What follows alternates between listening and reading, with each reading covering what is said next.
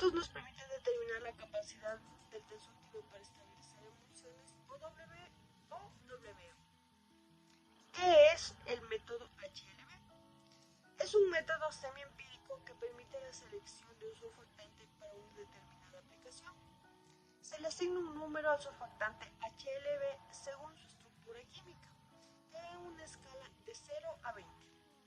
Para las emulsiones WO está en un rango de 3.5 a 6 y para las emulsiones OW un rango de 8 a 18. Esta va a depender del largo de la cadena de ácido graso y el grado de esterificación.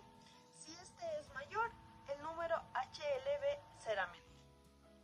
Características. Este método es útil para la determinación de tensoactivos si existen dos tipos de emulsiones. Las emulsiones de agua en aceite, donde el agua se dispersa en el aceite y necesita de un tensoactivo HLB bajo. Y las emulsiones de aceite en agua, donde el aceite se dispersa en la fase acuosa y es el tipo de emulsión más común que existe. Y el surfactante debe tener un HLB elevado. También existe el HLB requerido, donde el surfactante permite la emulsión más estable en un sistema dado, que se prepara con las mismas fases acuosas y oleosas pero con diferentes tensoactivos. Este le brinda la estabilidad máxima a la emulsión.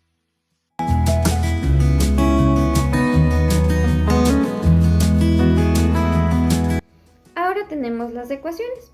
El método de Griffin es un poco complejo, pues por lo que él mismo elaboró esta serie de ecuaciones para calcular algunos balances hidrofílicos y lipofílicos que ya había calculado experimentalmente. Para ello tenemos la ecuación de ésteres de ácidos grasos, en donde está determinada por el balance hidrofílico-lipofílico, que va a ser igual a 20, abrimos paréntesis 1, menos S sobre A, y cerramos paréntesis, en donde S va a ser el índice de saponificación del éster y A el de la acidez del ácido graso.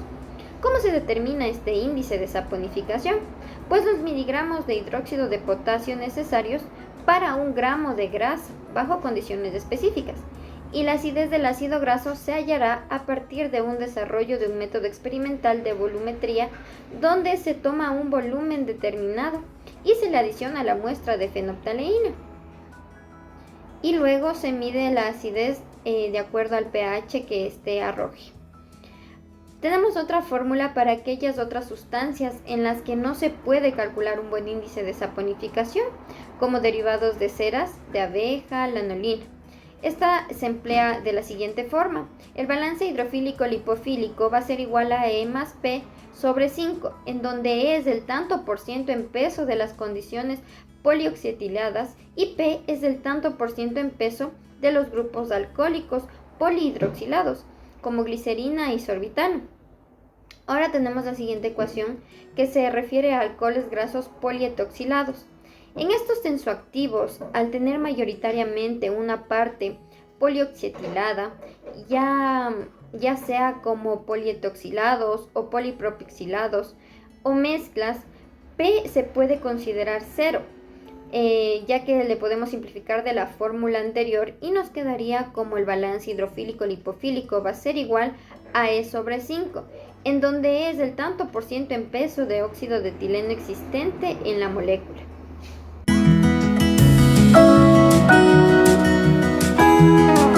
Ahora vamos a hablar de sus aplicaciones.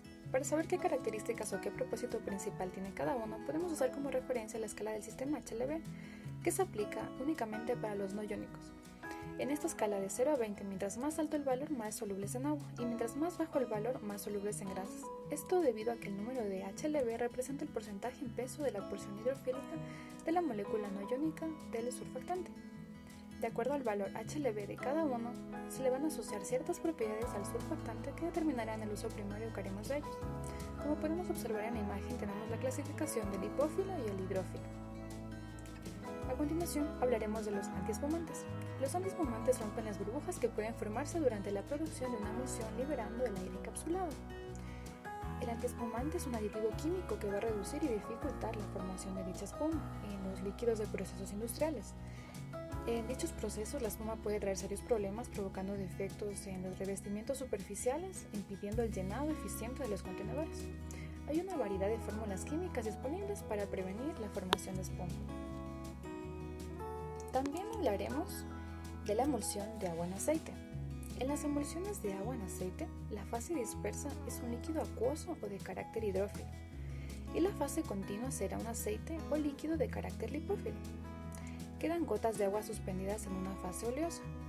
Se utilizan emulsiones agua-aceite en lo que se busca una mayor protección o en los productos resistentes al agua. La elección de un tipo de emulsión influye en muchas propiedades del producto, no solo organolépticas. Por ejemplo, las emulsiones agua-aceite se conservan mucho mejor desde un punto de vista microbiológico, ya que tienen la fase acuosa prácticamente escondida. La formación de una emulsión agua-aceite depende en una gran medida del tipo de emulgente o mezcla que se haya utilizado. Para que se forme una emulsión agua-aceite con la fase continua oleosa se necesitan emulgentes lipófilos con bajo HLB. Por el contrario, para que se formen emulsiones. Para recordar, los surfactantes se agregan a los ingredientes activos, esto para asegurar su almacenamiento y facilitar su mezcla con el agua en la pulverizadora. Sirven como agentes acoplantes, uniendo dos fases y según sea el estado de las fases que unen se denominan. Como podemos observar, tenemos emulsionante, el cual une fases líquida-líquida, por ejemplo, el agua y el aceite. Seguido de ello tenemos humectante. Este une fases líquida-sólida, el cual se usa para mojar el sólido, un coadyuvante tensioactivo, surfactante o también llamado humectante. Tiene como función principal disminuir la tensión superficial del agua. La tensión superficial es la fuerza con la que las gotas se mantienen unidas, como si estuvieran recubiertas con una película elástica. Como ejemplo tenemos las tabletas humectantes conservantes, que son una excelente herramienta para la humectación de zonas hidrófobas. Seguido de ello tenemos el espumante, el cual une fases líquida y aire, es decir, es una sustancia química con propiedades surfactantes tensoactivas que cuando se encuentran presentes en pequeñas dosis en una disolución, estas facilitan la generación de espuma, como por ejemplo los detergentes sintéticos, jabones de sales de sodio, agentes espumantes. Siguiente aplicación que tenemos son los aceites autoemulsionantes. Estos aceites autoemulsionantes son imprescindibles en las cremas cosméticas. Los emulsionantes son ingredientes indispensables en la formación de productos cosméticos que combinan la fase acuosa y las grasas y permiten formar emulsiones estables con múltiples aplicaciones en el cuidado de la piel y del cabello. Los emulsionantes pueden ser de aceite en agua o de agua en aceite y pueden procesarse en caliente o frío. Un emulsionante de aceite en agua dispersa finas gotas de aceite a través de una fase acuosa. Estas emulsiones tienden a tener tactos más ligeros. En cambio, una emulsión de agua en aceite dispersa gotitas de agua finas entre los ingredientes de la base grasa. Estas emulsiones habitualmente se perciben con tactos más grasos. Como ya dijimos anteriormente, un método semiempírico para predecir qué tipo de propiedades surfactantes proporcionará una estructura molecular es el sistema HLB. Es calculado mediante el método de Griffin que ya se explicó anteriormente. Este describe valores en una escala del 0 al 20, siendo en este caso el 0 las propiedades lipofílicas y el 20 las propiedades hidrofílicas. En este caso hablaré de una de las propiedades de las emulsiones, y estas son los humectantes, como las cremas medicadas, tales como el dirudoid y agentes de extensión. Por su estructura y propiedad físico-química, se les ha clasificado en los valores de 7 a 10 en la escala de Griffin que ya se mencionó. Esto debido a que la sustancia contiene aditivos mayormente disueltas en la zona hidrófila. Recordemos que los valores del 7 al 20 son valores hidrófilos. Cuando hablamos de un agente humectante, decimos que es cualquier compuesto que penetre más fácil la dermis, de donde se lo coloque, a través de una disminución de la tensión superficial del líquido y la atracción de las partículas sólidas a través de mecanismos como la atracción polar. Un agente humectante es un tensioactivo, que cuando se disuelve en el agua hace disminuir el ángulo de contacto. Esta es la acción más importante de un agente humectante, ya que entre el líquido y la superficie en la que se apoya hace disminuir el ángulo, como lo observamos en la siguiente imagen. Esta puede variar de 0 grados, es la señal de que el líquido moja completamente al sólido, y hasta aproximarse a 180 grados. Para que un agente humectante actúe con eficacia, es decir, para que presente el ángulo de contacto, deberá tener un valor del HBL, como ya dijimos, de 7 a 10, Vamos a hablar de otro de los usos de los agentes emulsionantes, que son los detergentes. Estos son agentes tensioactivos que se emplean para separar la suciedad de cualquier otro tipo de superficie. Este es un proceso complejo por el cual separan las sustancias extrañas de las superficies. Estos son productos limpiadores más eficaces que los jabones porque contienen mezclas de surfactantes que les permiten trabajar en distintas condiciones. Por eso son menos sensibles a la dureza del agua que los jabones. La mayor parte de los surfactantes que contienen los detergentes se han desarrollado a partir de productos petroquímicos derivados del petróleo y oleoquímicos de distintos aceites y grasas. Las cadenas hidrocarbonadas derivadas de grasas, aceites o petróleo constituyen la parte hidrófoba de la molécula de surfactante, mientras que los compuestos como el trióxido de azufre, el ácido sulfúrico u óxido de etileno se utilizan para constituir la parte hidrófila de esta molécula. Como ya hablamos anteriormente, el mecanismo de acción de ambas moléculas, el detergente de igual manera actúa con las moléculas que lo componen, pero al ser un compuesto mayormente elaborado con componentes hidrófilos para su efectividad, en la escala HLB se lo encuentra en los valores límites de 13 a 15. Para empezar a hablar de los solubilizantes óleos, mejor conocidas como microemulsiones, con BHL entre 13 y 18, primero se hará una breve diferenciación con los emulsionantes. Los solubilizantes y los emulsionantes de alto BHL son tensioactivos que ayudan a dispersar los aceites en el agua. Los solubilizantes son más solubles en agua y se utilizan para incorporar un nivel muy bajo, generalmente menos del 2% de lípidos totales, en una fórmula acuosa como los shampoos, perfumes, los tónicos, entre otros. El objetivo suele ser que la fórmula sea clara, a diferencia de una emulsión que contiene sustancialmente más aceites y suele ser blanca. Si el tamaño de la partícula de la fase oleosa es lo suficientemente pequeña, será transparente. ¿Cómo usar un solubilizante? El solubilizante se mezcla directamente con los aceites y luego se agrega el agua. En términos generales, la cantidad de solubilizante requerida dependerá de la polaridad de los aceites a solubilizar. Cuanto más polares son los aceites, menos solubilizante se necesita.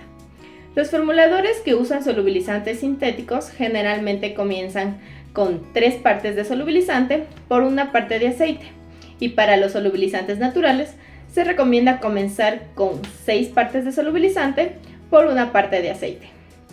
Si el producto permanece turbio o el aceite flota en la superficie, se debe agregar más solubilizante. El solubilizante sintético de referencia es el aceite de ricino hidrogenado P40 y de igual manera se usa el polisorbato 20 y 80. Como ejemplo tenemos 5 solubilizantes naturales con aceites esenciales de pachulí, romero y lavanda, en concentraciones variables.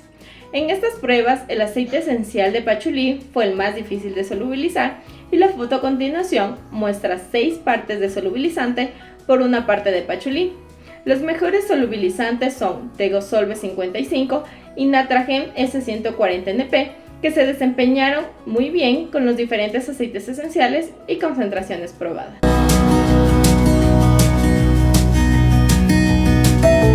Después de todas las explicaciones realizadas, vamos a realizar un experimento en lo cual vamos a necesitar 50 mililitros de agua, 50 mililitros de jugo de limón y una cucharada pequeña de aceite. En el primer vaso tenemos 50 mililitros de agua pura, en lo cual vamos a adicionar 25 mililitros de jugo de limón,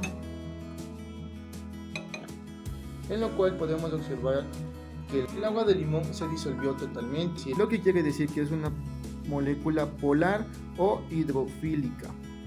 En el segundo vaso tenemos 50 mililitros de jugo de limón, en lo cual vamos a añadir una cucharita pequeña de aceite.